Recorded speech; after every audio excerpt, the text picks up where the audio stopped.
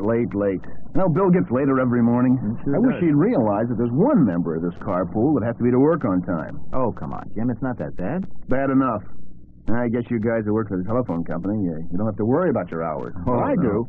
I've got customers to think about, and the competition, too. Oh, come on, Jim. The phone company expects us to be on time just like your company does.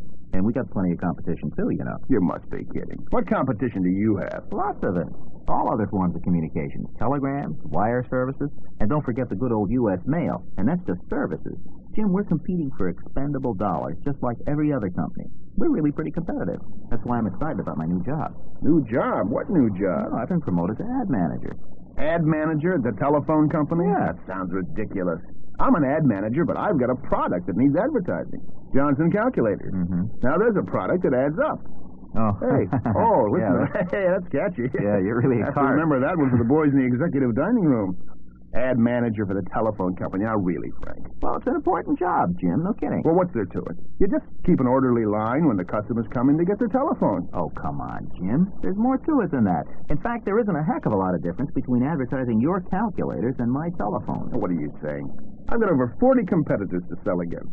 40 competitors, huh? Listen, you can scoff, Jim, old buddy, but I can prove my needs to advertisers just as valuable as yours. Oh, this I gotta hear. But save it. Here comes Bill. And only 10 minutes late. Hey, Bill, what do you say? Late With the again, break, huh? You're gonna show up today? Yeah. That's the idea.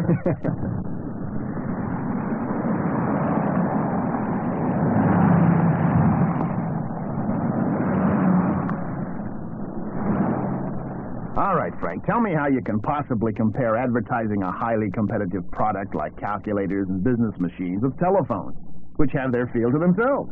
Okay, James. Let's take it a step at a time. Now, what would you say is the prime reason your company advertises? Well, to increase the company's revenue through greater sales, of course. Well, of course. And we have the same primary objective: increase revenue through increased sales. Long-distance telephoning, for example. Now, we have to continue to inform and remind people, business people especially, of the advantages and economy of using direct distance dialing. Yeah, I guess so.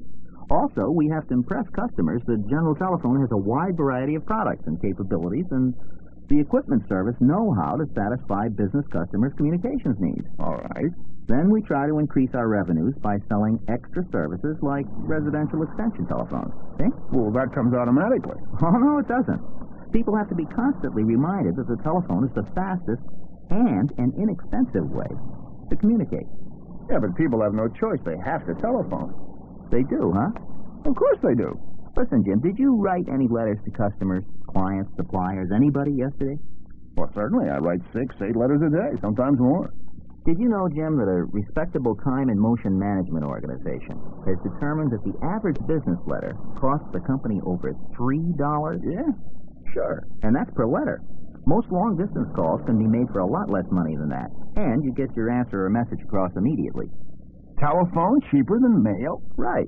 Now, I'm sure your calculators have a money-saving feature, right? I bet they do. Well, and what do you do about it? Well, we let people know about it. Well, it's a big part of our ad campaign. And a big part of ours, too. Well, it's not the same thing. I mean, everybody knows what a telephone can do, but you have to sell calculators. Well, that's just the point, Jim. Not everybody knows what the telephone company can do, or what type telephones we've got even. We're constantly faced with the task of informing people that we are a total communications company, and we can provide any communication requirements they may have, that we give complete repair service and do a host of other things in the community as well. Hey, watch yourself, Jim. Hey, you idiot! That guy must have forgotten to call ahead.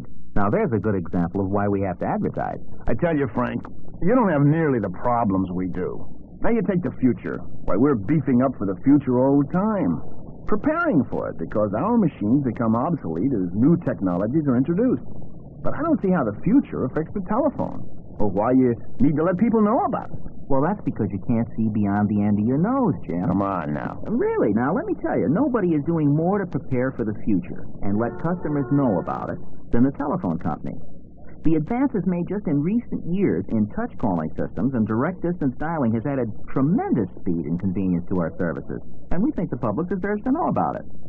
See, Jim, whatever you have to do to preserve a good company image, we got to do better.